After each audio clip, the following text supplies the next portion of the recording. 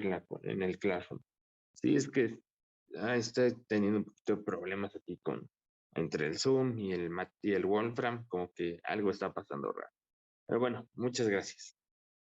Sí, entonces, sí, les decía, vimos cuáles eran los efectos de esas fluctuaciones sobre la dispersión de la luz y vimos este, que justo la dependencia está yéndose hacia las constantes elásticas de la energía de Frank-Gaussian, ¿no?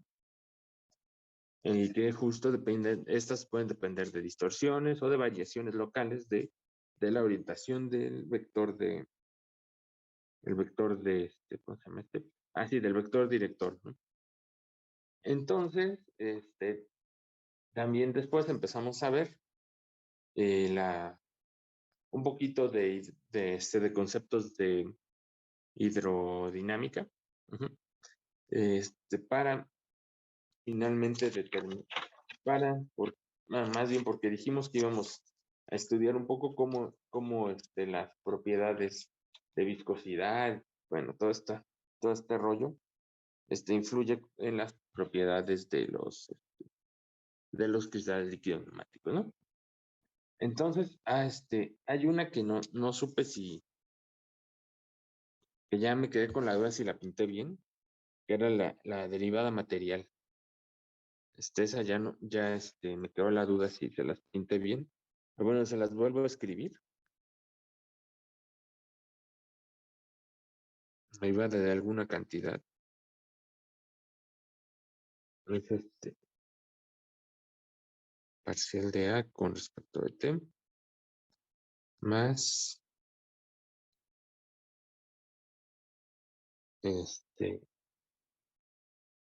B, no, perdón, A punto gradiente de B, o sea, de la velocidad. ¿Sí la escribí así? No me acuerdo, creo que no. Por ahí me equivoqué en algo con esto.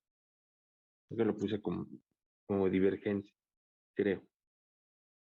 Bueno, entonces estábamos viendo algunas propiedades de hidrodinámica, ¿no? Me parece que vimos bueno, solo definimos justo el concepto de derivada material y el concepto ¿qué otro vimos? Sí, y los tipos de movimientos que puede haber en un fluido. Definimos, si mal no recuerdo, el tensor de esfuerzo y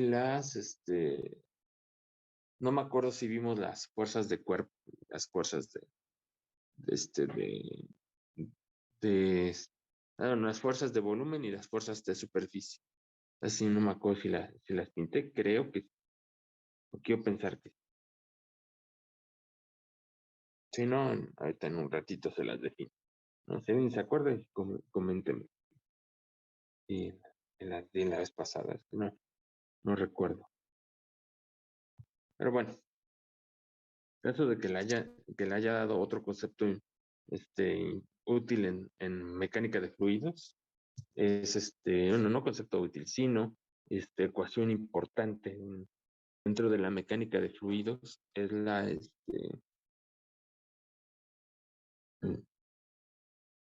¿cómo se llama? La ecuación de la continuidad.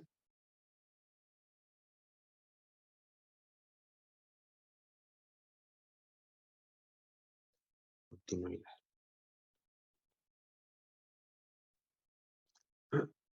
Aquí, por ejemplo, si ustedes consideran que tienen, no sé, un volumen B, ¿no? Un elemento de fluido, un cubito.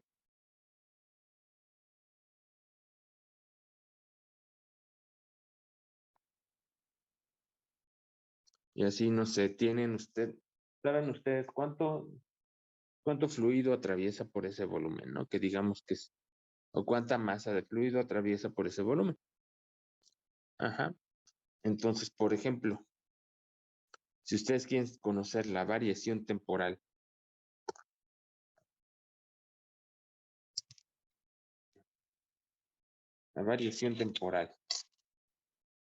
de la cantidad de masa que atraviesa por este fluido, digamos, que se tiene densidad rho. Y dicen ustedes, pues la masa de fluido que pasa por aquí, que está aquí, debe ser equivalente a de alguna forma, a la cantidad de fluido que atraviesa las fronteras de esta superficie, ¿no? Entonces, digamos, nosotros queremos conocer la variación temporal de esto, ¿no? Entonces dicen la variación de la masa que sale aquí, la masa que cambia aquí, debe ser de alguna forma equivalente a la que pasa por la superficie. Ajá. Estamos hablando de la equivalencia de la que está contenida en el volumen con la que pasa por la superficie de este elemento, ¿no? Entonces, digamos, esto lo podemos escribir así. La variación temporal de una densidad que en principio puede depender del tiempo, dB, más la integral de rho v punto n es. Esta justamente está asociada a la masa que atraviesa la sección transversal por unidad de tiempo, ¿no? Esta velocidad nos está diciendo como que qué tanta masa se transporta a través de esa superficie de fluido, ¿no? Perdón, esa superficie del elemento dB que estamos construyendo. Ajá. Entonces, en principio, pensaríamos que estas dos deben de ser lo que se pierde en una, se gana en la otra. Entonces, en principio, esto debe ser igual a cero. Ajá. Ahora, como el volumen en este caso no está cambiando en el tiempo, ustedes lo que agarran y dicen, pues si el volumen no cambia en el tiempo, yo puedo meter este operador de este temporal dentro de la derivada, ¿no? Perdón, dentro de la integral. La derivada temporal entra dentro de la integral. Rho dB más integral de rho v punto n ds. Esto debe ser igual a cero. Entonces, ahora lo que queremos es saber qué pasa en el volumen completo, ¿no? Y para esto podemos auxiliarnos del teorema del teorema de Gauss. Ajá, entonces cambiamos esta integral de superficie por una integral de volumen, haciendo uso del teorema de Gauss, ¿no?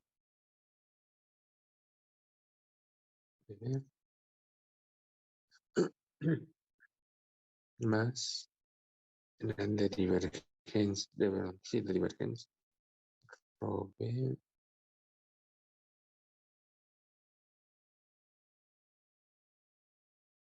rho v,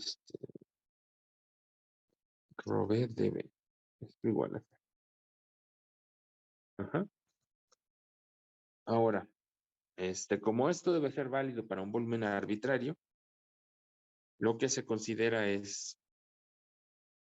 bueno, junto a las dos integrales para empezar, ¿no? Y como se considera que esto debe ser válido para un volumen arbitrario, pues solo me queda que la ecuación de continuidad en un fluido se ve así, ¿no? Más divergencia de rho por igual a cero. Esta se conoce como la ecuación de continuidad.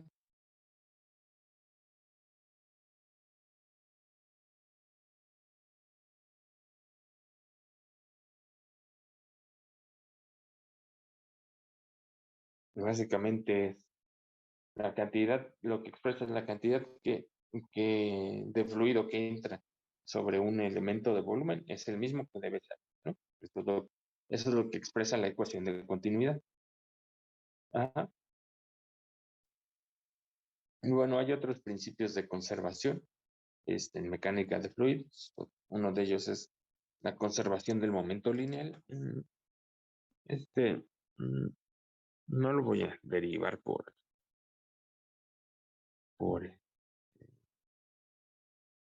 que no vale la pena. Bueno, solo les explico de qué va esto, ¿no? Pues básicamente lo que nos dice esta cosa es o más bien lo que nos expresa es justamente la segunda ley de Newton, ¿no? Que es la suma de fuerzas es igual a la masa por aceleración, simplemente esto dentro de un fluido.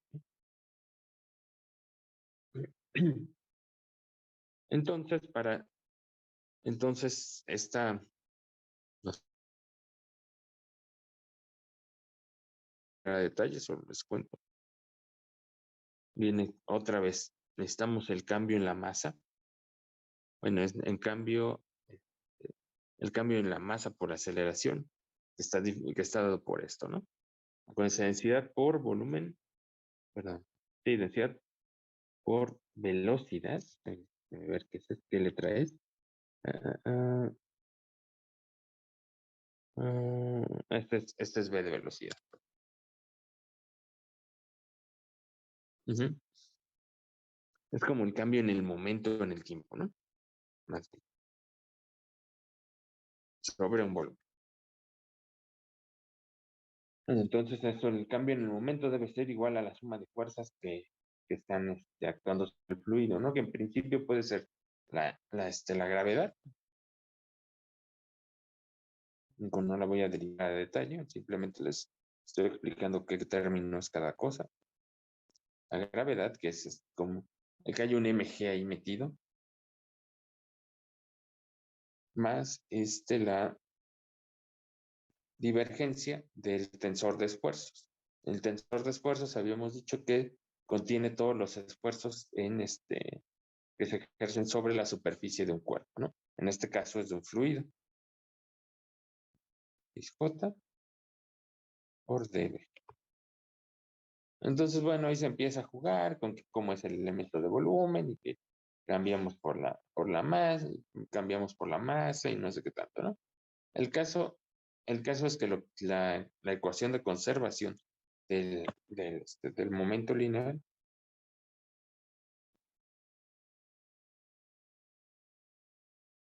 va a ser, es algo así.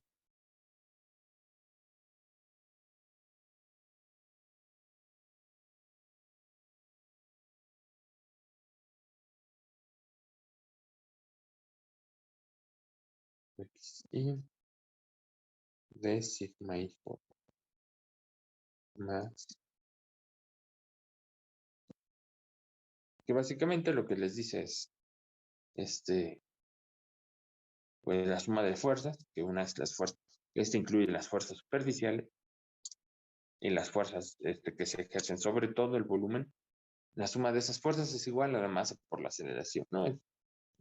Checan las unidades, es más o menos lo que esto les está expresando de alguna manera. Es como densidad de fuerza. Ajá. Ahora, otra importante es la conservación de la energía. Esta también les voy a pintar de dónde viene. Bueno, esta no se las voy a pintar. Eso uno pensaremos que o lo vieron o lo van a ver en dinámica de medios deformables. Simplemente es como un acercamiento de que esta conservación de energía. Bueno, en este caso normalmente se incluyen dentro de las variaciones de la energía, los cambios en la energía interna de un fluido, ¿no? Porque la energía de un fluido, además de su, este, de su energía cinética asociada a su movimiento, bueno, pues hay que incluir las interacciones que existen entre moléculas de un fluido, ¿no? Entonces, por eso, para analizar las variaciones de la energía del fluido, es necesario considerar los cambios en la energía interna y flujos de calor debidos justo a estas a interacciones entre fluido, la fricción que puede existir entre moléculas, y entonces la conservación de la energía, lo que les incluye es justo el cambio de la energía interna en el tiempo. Este cambio está asociado ya sea a esfuerzos, que esto lo está expresando aquí,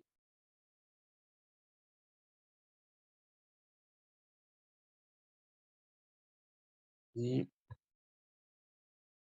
y a flujos de calor. Esto lo vamos a pintar aquí. Creo que no la vamos a usar tanto, pero es bueno que la tengan aquí en mente.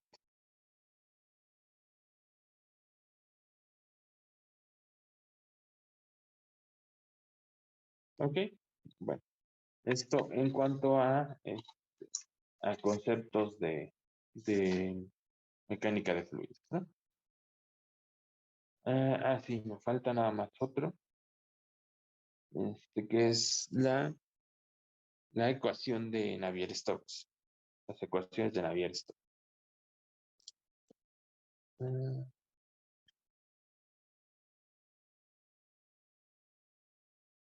digamos que para derivarlas de una manera como muy, quizás un poco burda, este, vamos a recurrir justo a la ecuación que ahorita pinté, que es la de la segunda ley de Newton, ¿no? Que es rho dB dt es igual a la suma de fuerzas que actúan sobre un cuerpo. Ajá.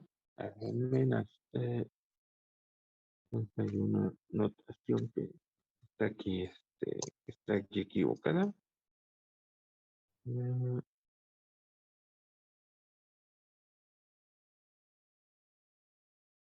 En este caso esta cosa es la derivada material, o la derivada total, o como la quieran llamar.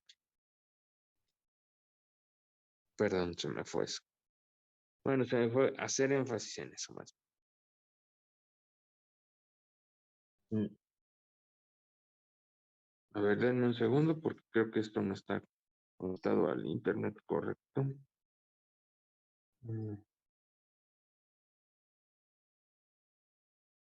Creo que sí.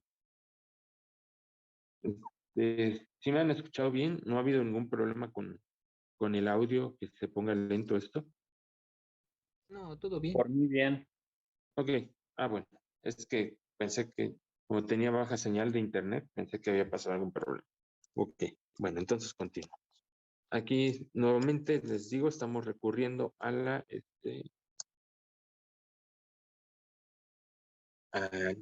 segunda ley de Newton, tal como la pinté, que es justamente en términos de la derivada material de esto, ¿no? Entonces, en este caso vamos a tener que ρ por dB en dt, en este caso la derivada material, es parcial dB con respecto a t, más b punto gradiente dB. Debe ser consistente con la forma de mi v. Ajá, esta como la v un poquito más, como, como curveada. Bueno, esa es velocidad, la v picuda es volumen, ¿no? Ajá. Entonces, bueno, esta sería la derivada material. Ajá. Ahora, esto es igual a la suma de fuerzas. ¿Qué fuerza? Bueno, una de ellas es la asociada a los cambios de presión en el fluido, ¿no? O sea, la que proviene de un gradiente de presión. Ajá. Esa es una de las fuerzas, la fuerza hidrostática, ¿no? Y esta es una de las fuerzas que están implicadas. ¿Qué otras fuerzas? Vamos a considerar que puede haber fuerzas debido a interacciones en el fluido que se opongan justamente al fluido, que justamente son las fuerzas viscosas, ¿no? Y alguna otra fuerza externa que esté actuando sobre el fluido, ¿no? Que estemos estudiando, ¿no? Esas son en principio las fuerzas que tenemos, que podemos tener. Ahora, normalmente,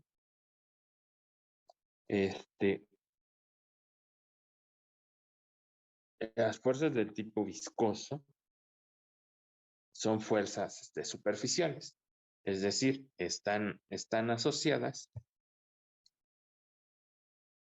a un tensor de esfuerzos. Ajá. Entonces vamos a pintar ahorita aquí nuestra derivada material, menos gradiente de P. Y aquí queda entonces la divergencia del tensor de esfuerzos, ¿no? Recordemos que estamos considerando como que es densidades de fuerzas, ¿no? Entonces aquí queda un parcial de sigma y j con respecto a x. Estas son fuerzas externas, estas ahorita no tienen una forma específica, ¿no? Ahora, normalmente, estas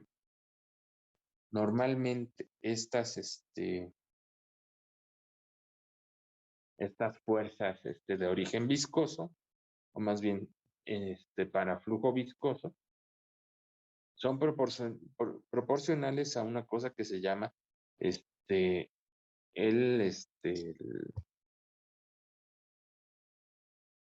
bueno, no, son proporcionales mediante el coeficiente conocido como coeficiente de viscosidad a a la parte simétrica del vector velocidad, perdón, del tensor compuesto por las derivadas del vector velocidad. ¿Se acuerdan que sí vimos un poquito, les hablé un poquito de esa parte, de esa parte simétrica, ¿no? Entonces en general el tensor de esfuerzos está formada por la parte simétrica del vector velocidad. Y con respecto a xj más parcial de bj con respecto a x. Ajá. Esta es una eta. Entonces, lo que pasa normalmente cuando uno mete ya esta forma que tiene para el tensor de esfuerzos, si uno lo enchufa acá, lo que va a quedar va a ser el laplaciano ahí del vector velocidad. Entonces ya nos queda ahí una ecuación dinámica, ¿no? Nos escribe y podemos dividir todo entre la densidad del fluido, B con respecto a T, más B punto gradiente de B, menos gradiente de P entre ρ más eta, que es la viscosidad,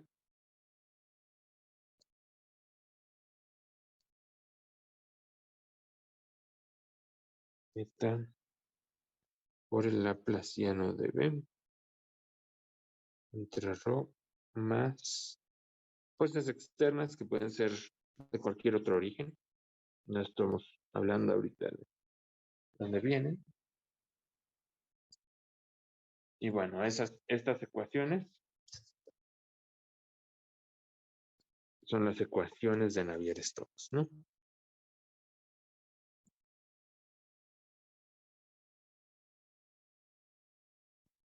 Después que las usen ahora.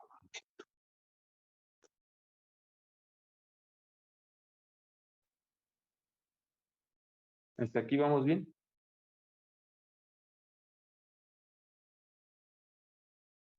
Sí. ¿Qué pasó? Vamos ¿No? bien. Ah, ok. Es que luego los escucho como fantasmas que están que que provienen de otro mundo cuando el internet se pone lento. Pero bueno, esas son las famosas ecuaciones de Navier. Si alguno de ustedes quiere ganar, creo que es $1,000,000. No sé si habían escuchado que, pues si quieren ganar que $1,000,000 o 10, 1 o 10 millones, no me acuerdo. Si alguno de ustedes quiere ganar mucho dinero, pues pueden encontrar la solución general a estas cosas y serán inmensamente ricos.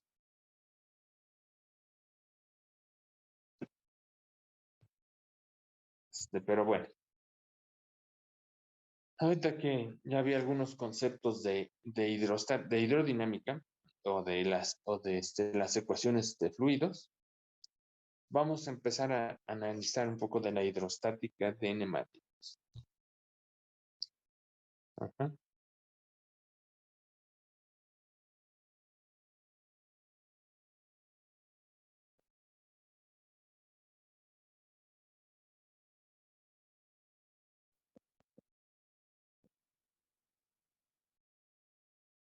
Bueno, ahorita les cuento un poco de lo que va esto. En general, por ejemplo, supongamos que ustedes, bueno, antes del descansito, en general supongan que, por ejemplo, ustedes tienen agua entre dos fronteras de cristal. Supongamos que las puedan tener contenido. Por ejemplo, si ustedes intentan girarla o aplicar una torca sobre las placas que contienen este fluido, pues, ¿qué va a pasar? Lo que va a pasar es que no le van a transmitir nada al fluido y nada más van a hacer un regadero de agua, ¿no?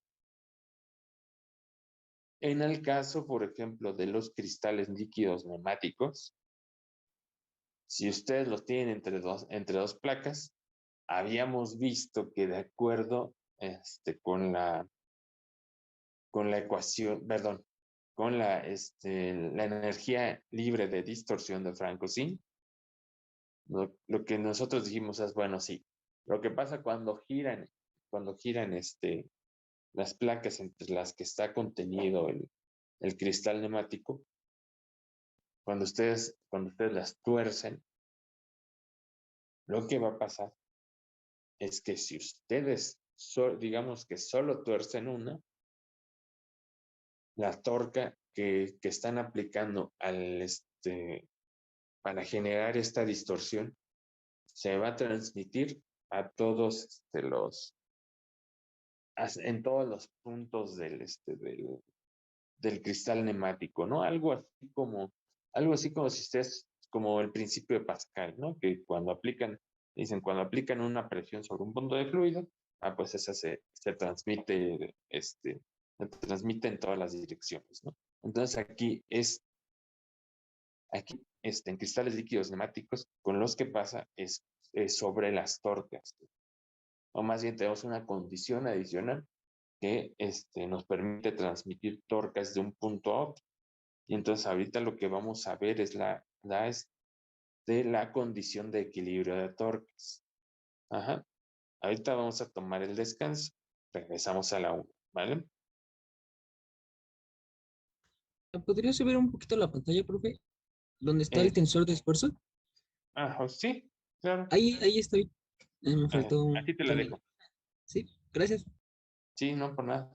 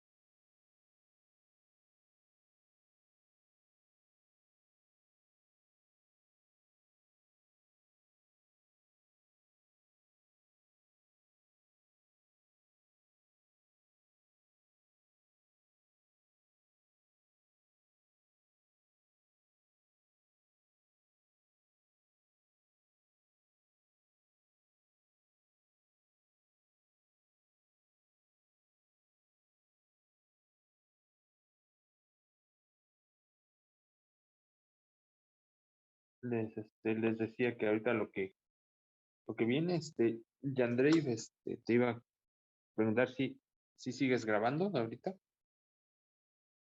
Ok. Bueno, entonces lo primero que vamos a ver es la transmisión de torcas en neumáticos, ¿no? Les había platicado brevemente de qué va a ir esto.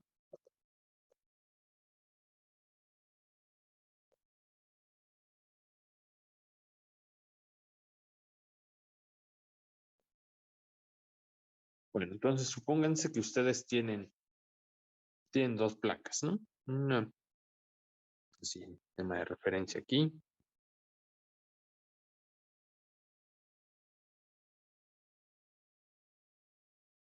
Aquí tiene una plaquita. Por acá tienen otra, ¿no?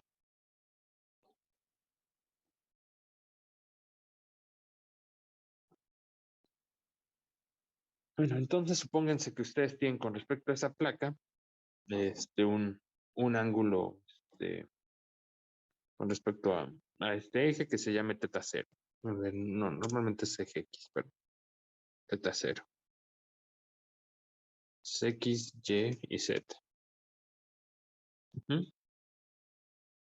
Entonces, ustedes van a ir viendo su ángulo que va variando a lo largo de la estructura, ¿no? Si cuando aplican ustedes una torsión, ¿no? Una torca, pues, hasta llegar aquí a otro, ¿no? Eso es lo que van a ver ustedes, ¿sí? Que ese ángulo siempre va cambiando. Ese ángulo siempre va cambiando. Pero, pero, lo, pero hasta ahorita vamos a ver qué ocurre cuando aplican la distorsión de torsión sobre un cristal líquido, ¿no? Entonces, digamos, vamos a considerar que tienen condiciones de frontera de anclaje fuerte.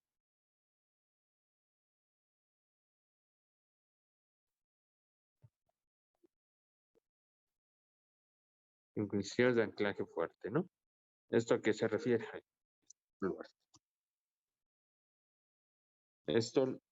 Estas condiciones de anclaje fuerte denotan que la, este, que la derivada de teta con respecto a y, que en este caso es la dirección en la que está variando el ángulo, están variando los ángulos debido a la torsión que están aplicando, va a ser constante, ¿no? Esas son en las fronteras. Ajá, ¿esto qué se refiere? Teta L menos teta cero, teta L es esta. O sea, este es y igual a 0, y igual a L. Menos teta 0. Menos teta 0 entre L, que es el largo el espesor de la muestra, digamos. Esta va a ser una constante. Esas son las condiciones de anclaje fuerte. Ajá, creo que eso ya lo habían visto con Andrés un poco, si mal no recuerdo. Bueno, ahora, la energía libre de Helmholtz debido a esta distorsión, si aplicamos condiciones de anclaje fuerte, van a ser estas. Teta L menos teta 0. Esto al cuadrado, ¿no? ¿Por qué? Porque la energía libre de distorsión tiene términos de la derivada. Me parece la del rotacional, me parece. Si mal no recuerdo. Bueno, no importa, esa la tienen anotada. Ahora, esta justamente cómo es la energía libre de Helmholtz va a depender de cómo están orientadas las placas, una con respecto de la otra, ¿no? Precisamente esto lo denota esta teta L menos teta 0, ¿no? O sea, si estas están completamente paralelas, pues no hay energía de distorsión, ¿no? Energía de distorsión por una torsión. Pues. Bueno, ahora, la torca va a estar dada por esta expresión. Ahorita me cae aquí un cachito. Por menos parcial. La torca en una de las placas, en la placa, cuando la están midiendo con respecto de la placa de la derecha, a ver, vamos a ponerle colorcitos. Ujú. Vamos a ponerle colorcitos para que no haya pierde. Ujú. Entonces, menos parcial de FD con respecto de teta L. Esta simplemente es la derivada de esta cosa con respecto al ángulo L, ¿no? Que es el ángulo que se forma cuando estamos midiendo con respecto a la segunda placa. Ujú. Entonces, en este caso es K2, igual la constante, esta es la constante de Frank, una de las constantes de Frank. Entonces, la energía libre de distorsión va a ser esta, teta 0 menos teta. Es con el signo cambiado con respecto a la otra. Y si ustedes lo miden en la otra placa, esta le vamos a llamarle C. Llamarle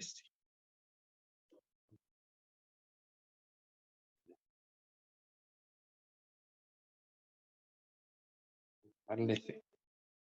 O menos C. Porque esto hemos dicho que, de acuerdo con con nuestra expresión para la energía de Frank-Cousin, esta es una constante, ¿no? Que es esta que está acá arriba. ¿Correcto? Bueno. Ahora, si nosotros la midiéramos en la segunda placa, en la primera placa, a ver qué colorcito le pongo, voy a poner este. La torque que veríamos sería esta. A ver, déjenme ponerla acá, pero lo pongo en otro color para que no se pierda la idea de que es medida con respecto de la primera placa. Parcial de FD con respecto de la teta 0, porque estamos midiendo con respecto de la placa que está en Y igual a 0. Esa me queda. Vamos a poner C. Perdón. Aquí hice algo que no era lo que tenía originalmente. Esta le vamos a llamar C. Y en la otra lo vamos a llamar. Bueno, ahorita ven usted. Parcial de F. Es igual a K sobre 2 entre L por teta L menos teta 0. Esto es igual a menos la constante que tenía. Entonces, justamente esto denota que la misma torca que estamos midiendo para la misma distorsión en una placa, pues en la primera placa es la misma torca, simplemente con el signo contrario, eh, la que vamos a tener en la placa de la derecha. Esto implica que la torque que se está aplicando en una placa va a ser exactamente la misma que se va a estar midiendo en la otra placa. Eso es a lo que me refería con la transferencia de torca en neumáticos. Pues si ustedes aplican en una de las placas una torca, pues van a ver la misma torca en la otra placa. Bueno, ahora, suponiéndose ustedes que más bien sabiendo ustedes esto, pueden definir usted ya una condición de equilibrio, ya independientemente de las condiciones, ya sea de anclaje fuerte o de anclaje débil, ustedes pueden definir la condición de equilibrio de torque, que en principio debe ser que la suma de las torcas sea 0. Entonces, la condición de equilibrio de torcas en cristales líquidos neumáticos es esta, ¿no? Bueno, realmente es Ah, yo no apareció mi C.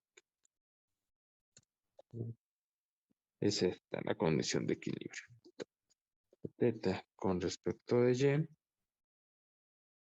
En el punto Y1 es cuando aplican dos torcas ustedes con sentidos contrarios una de la otra. Ajá. Y0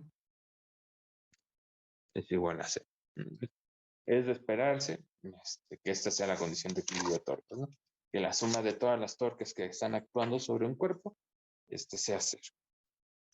Este es uno de los, digamos, más bien este es el primer concepto derivado de la hidrostática enética que tenemos. O sea, viene un poco viene un poco de sus propiedades elásticas, pero finalmente esto es algo que no se aprecia en algún otro tipo de fluidos, ¿no?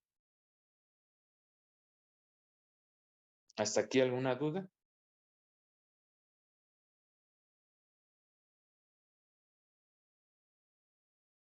¿No? ¿Todo bien? ¿Todo? Bueno, ahora vamos a generalizar un poco más las cosas.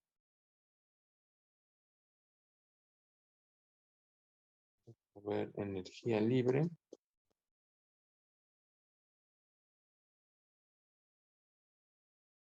Y campo molecular.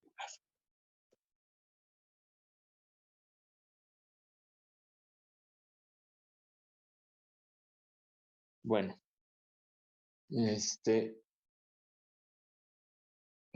¿cuál es el propósito de esto? Bueno, se acuerdan ustedes que cuando definimos la energía de Franco-Sin, a ver, un comentario, no.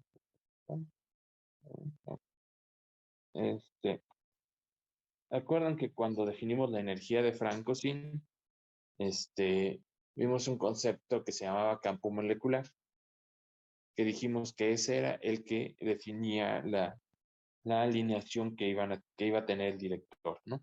Que era el que definía la condición de mínima energía, o de ser un extremo de la energía libre Helmholtz, de Franco, sí. Sí recuerdan. Sí recuerdan que definimos ese concepto, que definía esto unas ecuaciones tipo Euler-Lagrange. Bueno, entonces, ahora vamos a ver vamos a ver más bien cómo a definir un nuevo tensor de esfuerzos, exclusivo de neumáticos, para en términos del campo molecular. Ajá. Entonces, para esto vamos a considerar algunas hipótesis. Ajá, vamos a considerar que estamos trabajando con neumáticos incompresibles.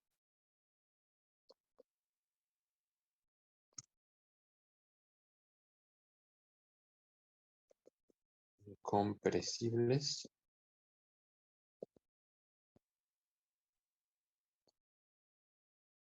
Normalmente creo que para definir el campo molecular habíamos prendido un campo magnético, si mal no recuerdo.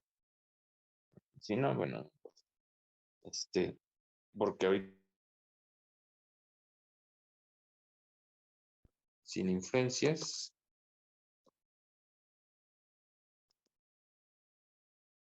de campos externos, campo magnético.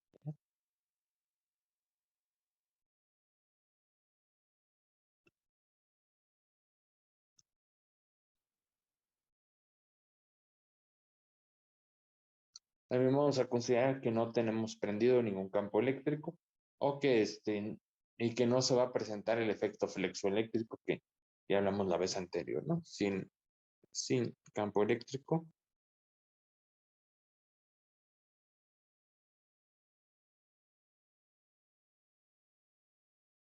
Ni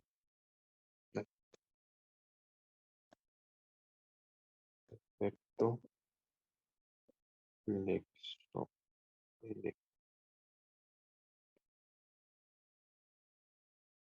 Ujú, esas van a ser nuestras hipótesis. Bueno. No, perdón. Aquí les dije algo que no era.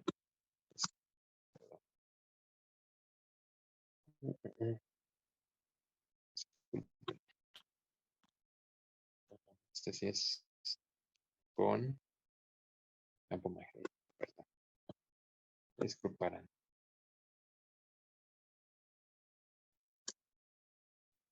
Disculparán mi letra que pongo en las notas. Perdón. Bueno, ahora vamos a considerar que tenemos influencia de la gravedad.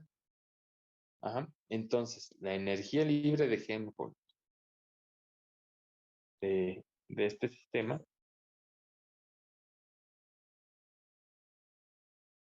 va a estar dada por la energía de distorsión, es decir, la debida a alguna deformación que se esté aplicando sobre el neumático,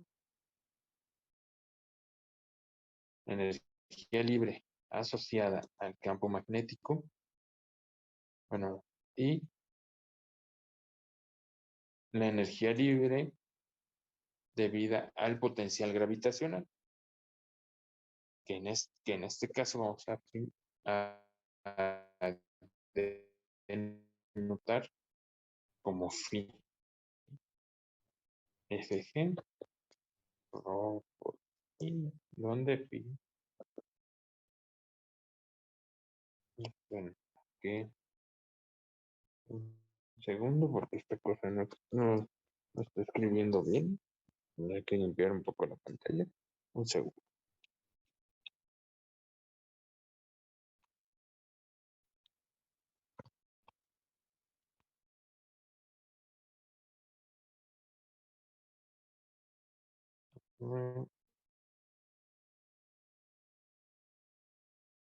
Y vamos a ver. Sí, es el potencial gravitacional. Entonces, potencial. Sí, eso no escribí. Bueno,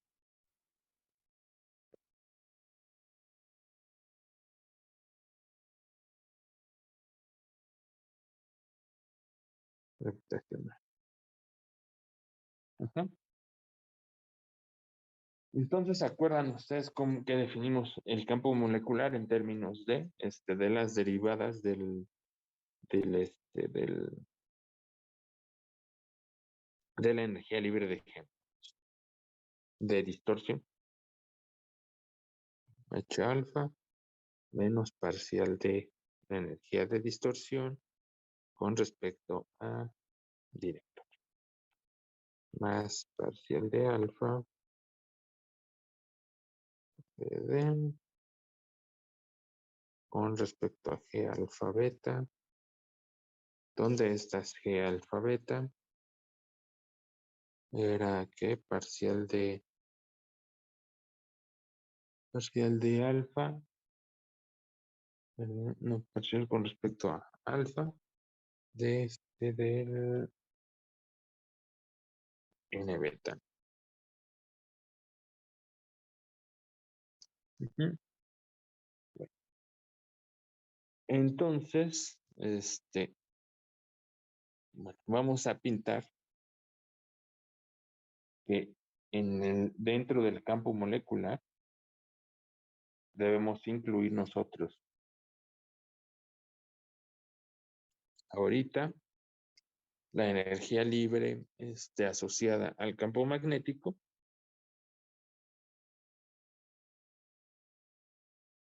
A ver, H alfa. Bueno, y también debemos incluir dentro del campo molecular el campo molecular del campo magnético, que ese, me parece que al menos lo debieron ver durante cuando vieron lo de las transiciones de Friedrichs. Si no, bueno, si no lo vieron, se los presento. Bueno, ese es el campo molecular asociado al campo magnético. Y entonces, cuando agregamos este término, déjenme hacer otra simplificación. Vamos a pintar que pi, pi, mm, pi gamma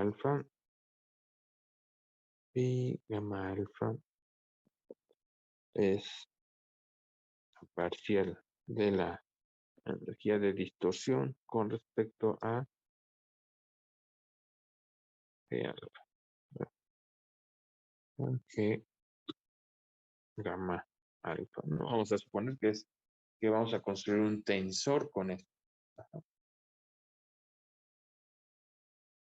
Bueno.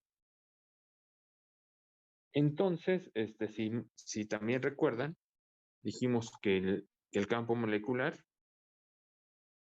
era el que provocaba las alineaciones, la alineación del director bueno, que provocaba que todos los directores de las moléculas que componen el nemático se mantuvieran en dirección paralela al director, ¿no? Dijimos que era como el que les decía, tú te tienes que orientar para acá porque así minimizas tu energía, ¿no? Entonces, esto estaba dado en términos de un multiplicador de Lagrange. En principio era una función que dependía de n y justo era paralelo al vector. ¿No? Esas fueron todas nuestras hipótesis que pintamos la vez anterior. Ahora vamos a considerar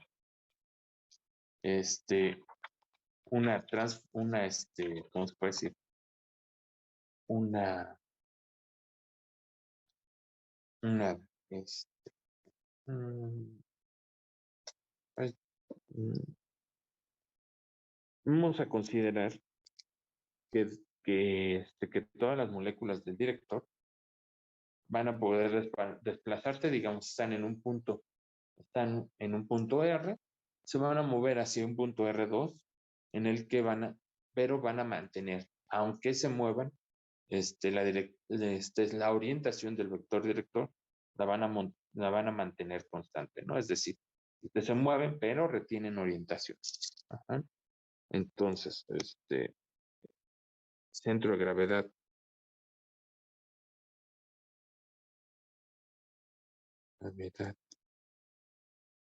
se desplaza,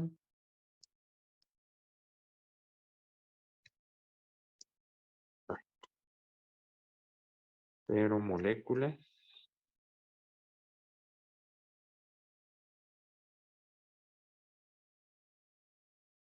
tienen orientación. Ujú. Y déjenme decirles que en general una deformación o ¿cómo podemos decir? Distorsión, más bien, de este tipo tiene una variación de la energía de energía libre de Helmholtz total distinta de cero. Ajá. Esto como lo podemos ver. Bueno, vamos a nosotros pintar una, una distorsión. Vamos a considerar que ustedes tienen aquí entre dos plaquitas.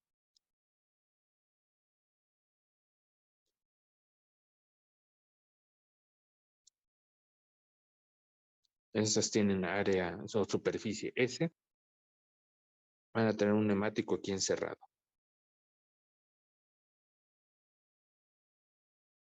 Ajá.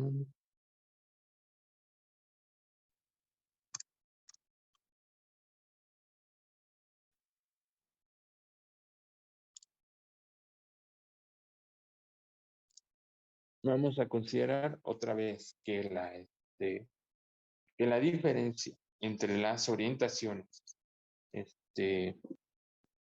en θ igual a 0 y en θ igual a L, perdón, nos van a dar una constante, ¿no? Teta de 0 menos teta de L, eso dice la orientación de las moléculas. Es una constante R. Ahora, la densidad de energía libre de Helmholtz de distorsión va a ser precisamente un medio de K2 por alfa, que es esta cosa, entre L cuadrada, esa es la expresión de Frank-Cosin, por L por S, o sea, por el volumen, ¿no? Porque estamos considerando la densidad de la densidad volumétrica de energía libre de, no, perdón, estamos considerando la energía libre de Helmholtz total. Estamos sobre el volumen. Perdón. Estamos considerando la energía libre de Helmholtz completa. Ahora, esto tiene perfectamente la forma de la energía libre de Frank-Cosin. K2 por alfa cuadrada entre L por S. Ajá. Ahora, supongamos que vamos a incrementar la distancia entre estas dos plaquitas donde tenemos el neumático, ¿no? Pero vamos a suponer que el volumen se mantiene constante. Ajá, es decir, es una deformación sin cambios en el volumen o una distorsión sin cambios en el volumen, ¿no? Entonces, vamos ahora a calcular nosotros la razón de FD entre la energía de distorsión original. Ajá. Entonces, vamos a suponer, más bien vamos a tomar la variación de la energía libre de distorsión. Delta FD es igual a un medio de K2 por alfa, estas son constantes, ¿sí? Por alfa, y la L dijimos que esa sí la vamos a variar. Y si variamos L, implica que S tiene que cambiar, pero el producto L por S debe ser un volumen que se va a mantener constante. Ajá. Esta es alfa. Es alfa. Ajá. Entonces, esta variación, así nos va a dar un delta S por L menos delta L por S. Simplemente estoy aplicando aquí la regla del cociente para derivar con respecto a digamos, a esa L que tenemos ahí. Debe estar ahí.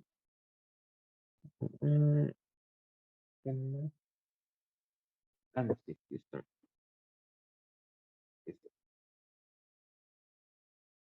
esto entre L cuadrado. Ajá, simplemente es regla del cociente. Ahora, si hacemos esa razón, delta FD,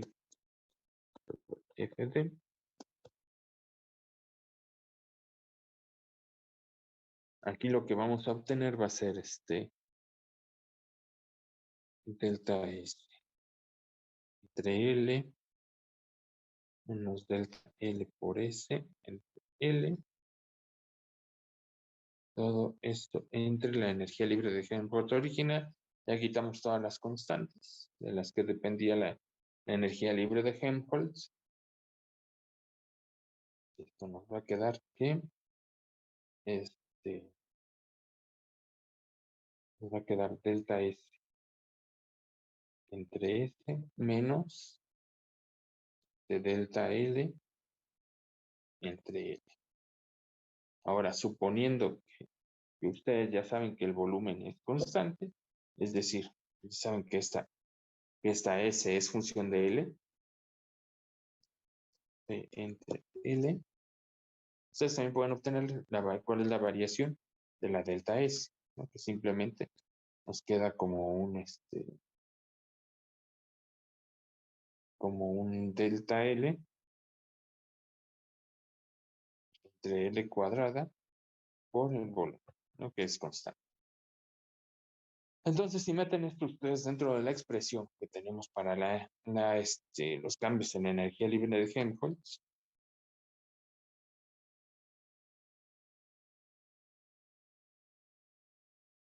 entonces lo que van a obtener es esto. ¿Y qué es lo relevante de esto? Lo relevante de esto es justo que tienen una energía libre de distorsión, cuya variación es distinta de cero. ¿Sí? Entonces, justo eso nos permite que sobreviva este término de la energía de distorsión dentro del campo molecular, ¿no?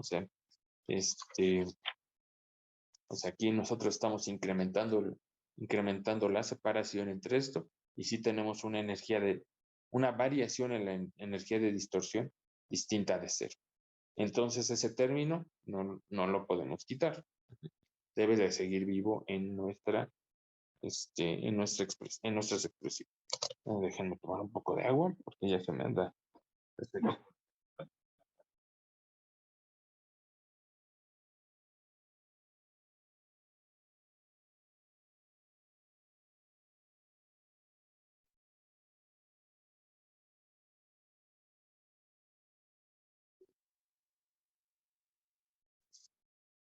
Listo. Bueno, entonces ya sabemos que al aplicar una distorsión tenemos que mantener vivo este término. Ok, ahora, ¿qué va a pasar? Ahora vamos a ver qué pasa con los desplazamientos, ¿no? ¿Qué pasa cuando desplazo las moléculas? Bueno, pues vamos a suponer que yo tengo una molécula, como les había dicho en el inicio, una molécula cuyo director es molécula con director N.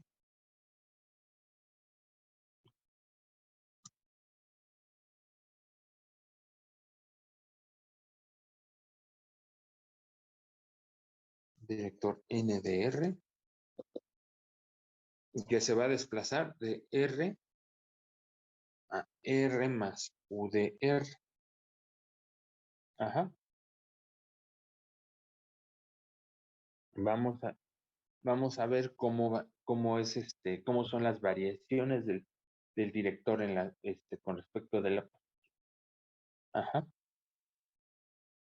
En principio deben ser pequeñas, porque estamos suponiendo que el director va a mantener su orientación, ¿no? Es decir, NDR', N', o sea, el vector director en la nueva posición debe ser igual a N' de R más U. Ajá. El cual a su vez debe ser igual a NDR. ¿Sí? Bueno, entonces ahora vamos a ver cuál es la variación del director, perdón, sí, del director en la nueva posición, en las nuevas coordenadas. ¿Por qué? Porque justamente vimos que la energía libre o el campo molecular depende de las derivadas del vector director con respecto de las coordenadas espaciales. Ajá. Entonces ahora es esta parcial n con respecto a esta R',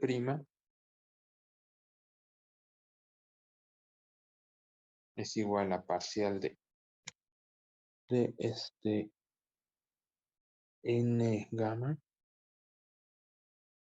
con respecto a R alfa por parcial de R alfa con respecto a R beta prima. ¿Sí? ¿Hasta aquí vamos bien todos?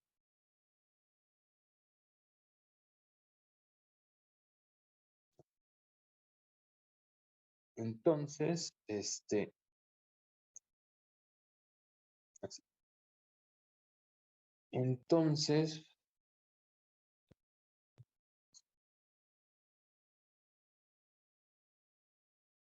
Entonces ahora vamos a pintar quién es R y R' en términos del desplazamiento del vector, perdón, del desplazamiento de las moléculas, ¿no? Entonces dijimos que esto era R más U de R, ¿no? Entonces vamos a pintar R en términos de R' para tener nosotros quién es R en función de R'. Entonces esto es R' menos U. Entonces parcial de R alfa con respecto a R', como está pintado allá arriba, R beta primo, esto es igual a,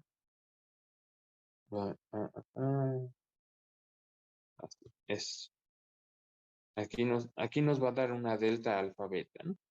¿Por qué? Porque cada una de las coordenadas es independiente. Ajá, entonces solo puede dar ahí 1 o 0.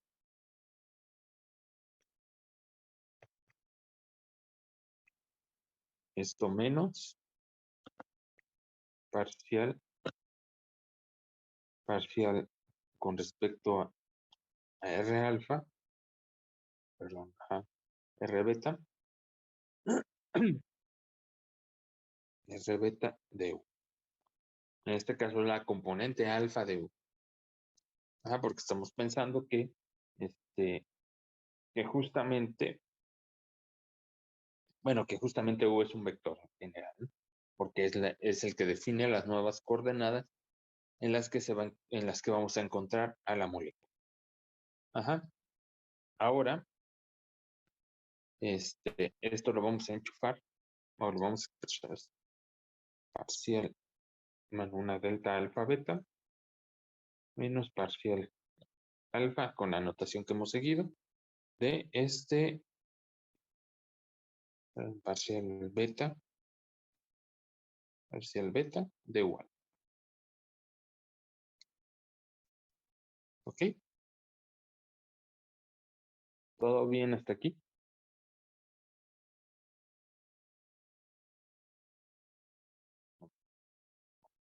Ahora vamos a ver cómo son las variaciones, que como les comento, en principio deben de ser pequeñas, porque nos tenemos que quedar en deformación, porque nos estamos quedando en deformaciones a primer orden, y estamos suponiendo que sí, que la orientación de las moléculas puede llegar a presentar fluctuaciones.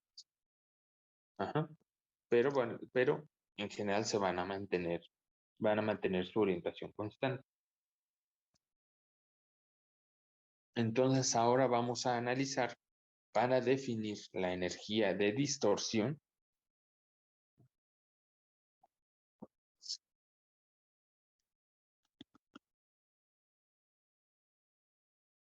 ¿Quién es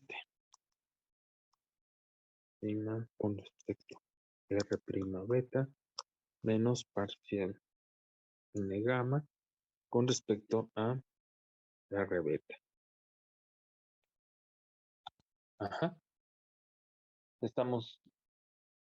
Esto nos está poniendo cuál es la derivada de la variación en el nuevo sistema del vector director, este primer término, y nos lo va a comparar con las del viejo sistema. ¿Esto para qué? Esto para para analizar cómo es la energía libre debido a la distorsión en la que las moléculas se desplazan. Ajá.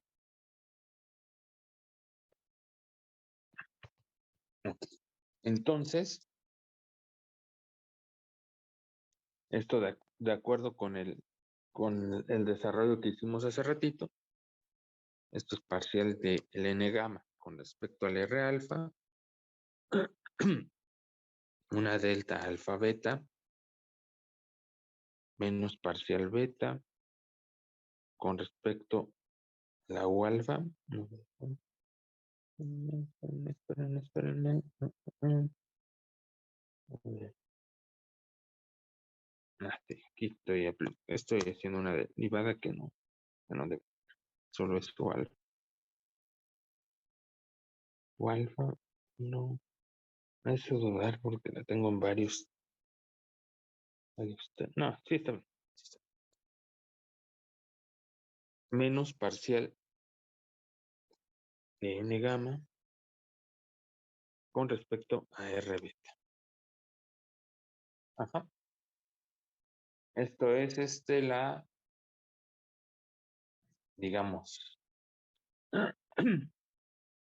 esto está asociado a los cambios en de la, de la energía de distorsión, pues, ¿no? Si se acuerdan, tenemos ahí en el campo molecular o en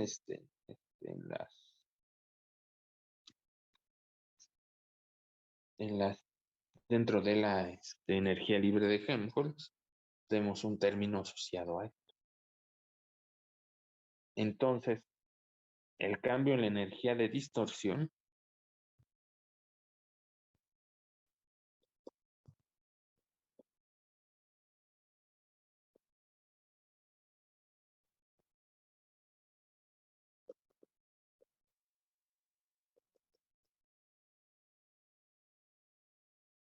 va a estar dado por esto.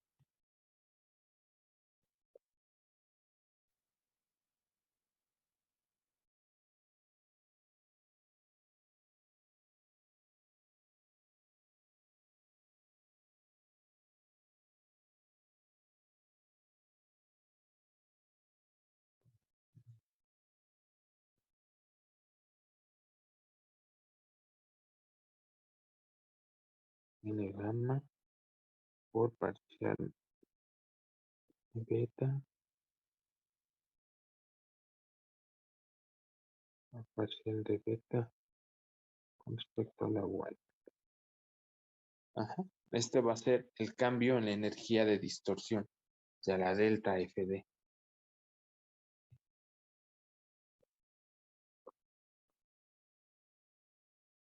La delta FD, porque simplemente es una densidad. Si la integramos sobre un volumen, y además le damos un nuevo nombre,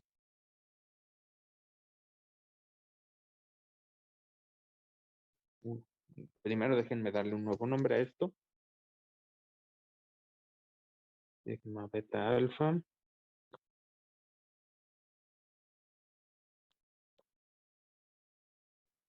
Y beta gamma por parcial alfa N gamma. Esto se le llama el tensor de esfuerzos debidos a distorsión.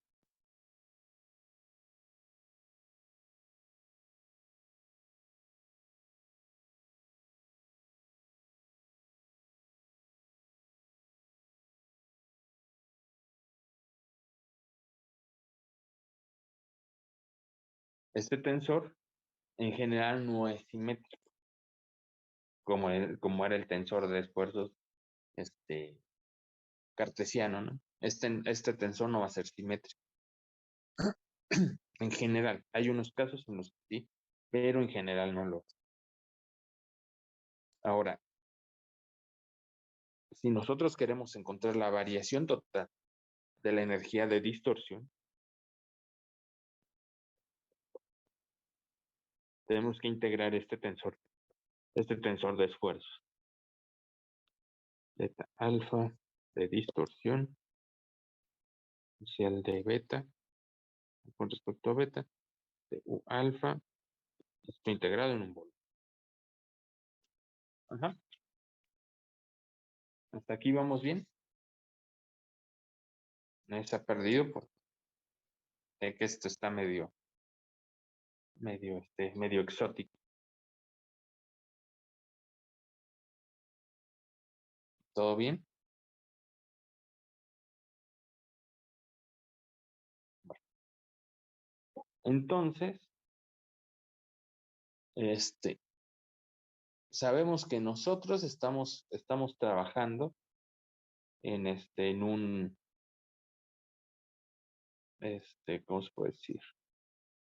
Estamos trabajando en un régimen en el que consideramos que tenemos un neumático incompresible. Esto normalmente se expresa por que la divergencia de U, que es de caso del desplazamiento, es cero. Ajá.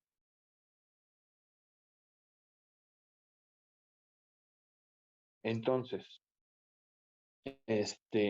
en principio, nosotros podríamos tener que la energía total de distorsión, perdón, la energía de Helmholtz total, tuviera este término de asociado a la distorsión, más la integral de otra función, que esto en principio es constante, por una cosa que digamos vale cero. ¿Sí? O sea, esto es lo más general que podemos tener, ¿no? Este término sí, para nosotros vale cero, pero pero por ejemplo, a la hora de integrarlo podría haber estado ahí, ¿sí? Entonces, la energía de distorsión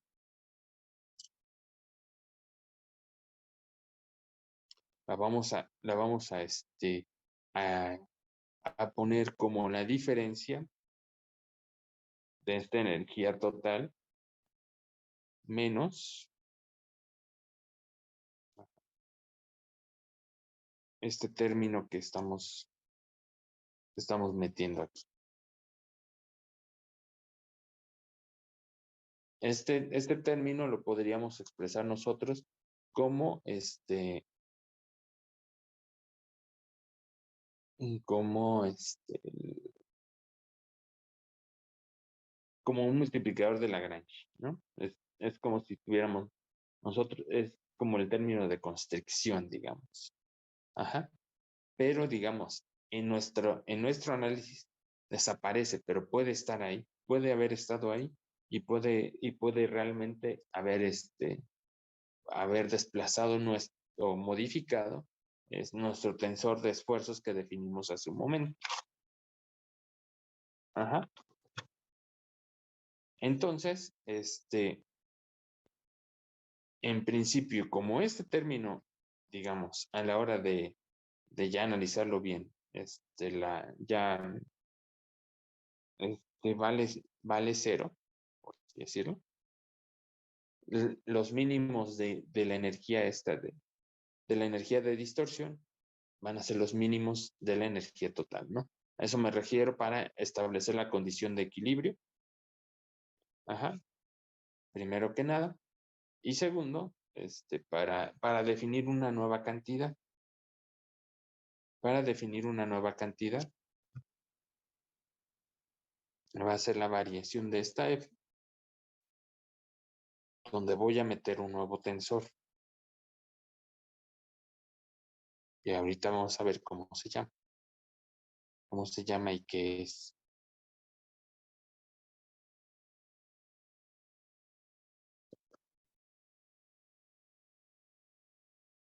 Este tensor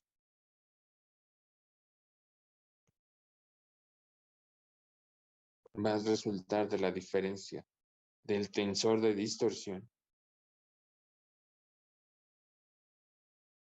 menos este otro término, que era esta esta P que teníamos ahí.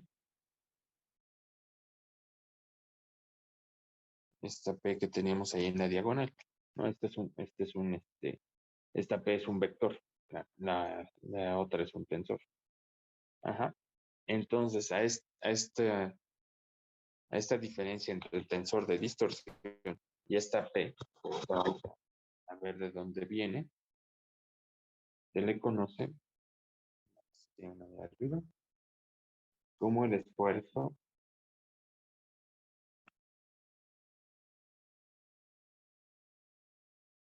de Eriksen. También lo he visto que lo escriben como Eriksen. Ya ven que de repente algunos bueno, lo escriben como les pega la gana, ¿no? Pero así lo pueden encontrar.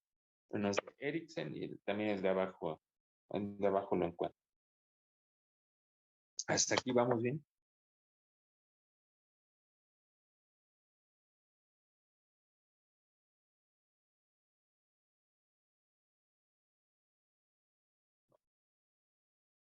Ahora vamos a considerar campo constante.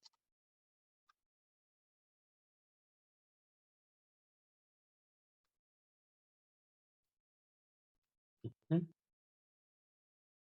Vamos a considerar que de las fuerzas, así como dijimos hace rato, solo actúa la gravedad.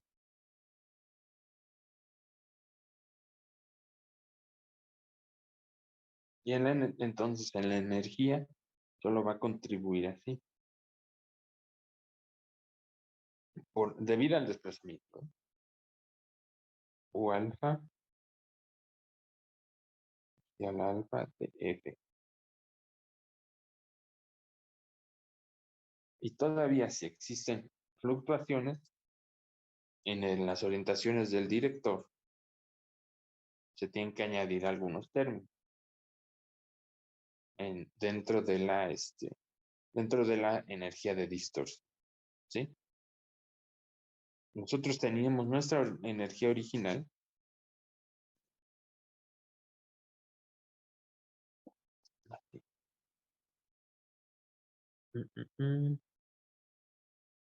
Teníamos como delta FD, de donde sacamos justo el campo molecular, ¿no?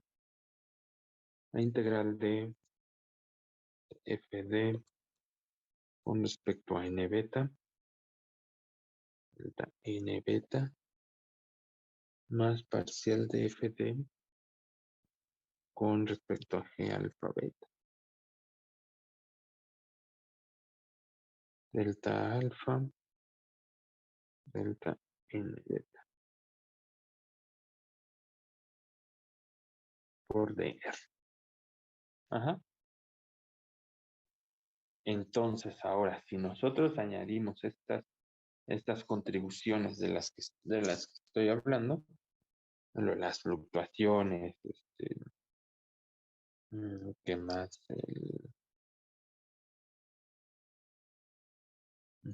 La del campo magnético y la gravitacional, es la que vamos a tener, energía la variación de la energía que vamos a tener, va a ser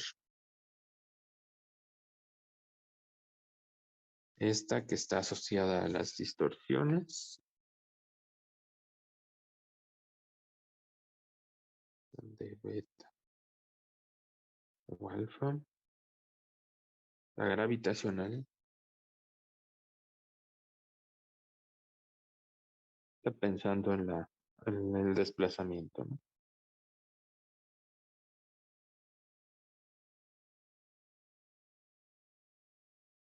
Menos, considerando ya que existen fluctuaciones en las alineaciones del neumático. ¿Ve? Más términos de superficie, que la vez pasada no consideramos.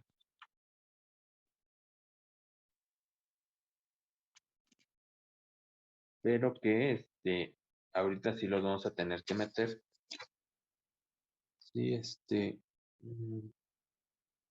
pues déjenme recordarles que estamos trabajando con que pi alfa beta. Esta parcial de f con respecto a que alfa beta. Ajá. En la próxima vez ya vamos a ver el término completo de la energía. Vamos a ver ujú. Bueno, sí, vamos a ver cuál es el término completo de la energía. Y y cómo queda en términos del campo molecular un nuevo potencial que vamos a definir, y vamos a definir las condiciones de equilibrio para bueno, para esta energía libre, este de Hanson. En principio también les quería comentar, esa P que salió hace rato, se, se puede definir como este término de presión hidrostática, y justo si ven está asociado a la compresibilidad en este caso el neumático, pero que nosotros asumimos cero, por hipótesis, ¿no? Dijimos que estábamos trabajando con un neumático incompresible. ¿Sí? Entonces vamos a definir eso la próxima clase. Ahorita me quedaría así a la mitad. Mejor así lo dejamos. Yo creo que al rato les mandaremos alguna tarea. Y nada más, Yandrave, te encargo si me puedes mandar el video para subirlo al rato. ¿Ok? Sí. Y bueno, pues entonces, pues por hoy sería todo.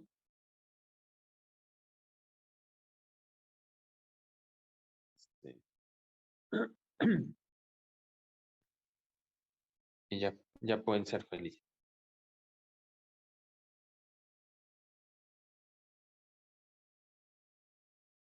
Entonces nos vemos el miércoles.